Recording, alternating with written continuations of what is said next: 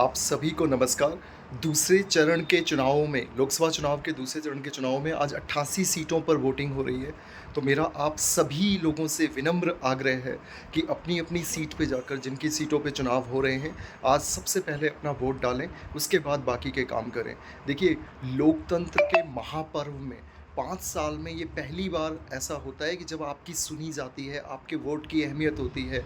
आप उस दिन एक तरह से आपके हाथ में शक्ति होती है। तो अपनी इस शक्ति का इस्तेमाल कीजिए, अपने इस वोट की पावर का इस्तेमाल कीजिए और जाकर वोट कीजिए। और वोट करते टाइम ध्यान दीजिए कि हमें वोट सिर्फ़ और सिर्फ़ देश हित के मुद्दों पे करना है, राष्ट्र हित के मुद्दों पे करना है।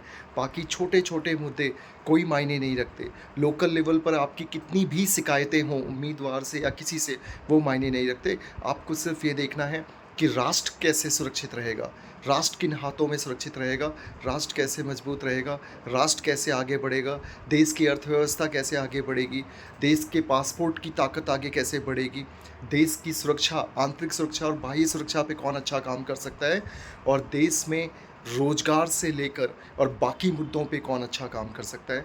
तो आप सबसे मेरी अपील है और ख़ासकर युवा वोटरों से जो पहली बार वोटर बने हैं, प्लीज़ सब कुछ छोड़कर, चाहे वो सोशल मीडिया हो, आपको कहीं जाना-आना कुछ भी करना हो, सबसे पहले आप जाके अपने मताधिकार का प्रयोग कीजिए। आपका वोट एक बहुत बड़ी ताकत है और हमेशा एक बात को ध्यान रखिए कि देश के लिए कौन भला कर सकता है, राष्ट्र के लिए कौन भला कर सकता है।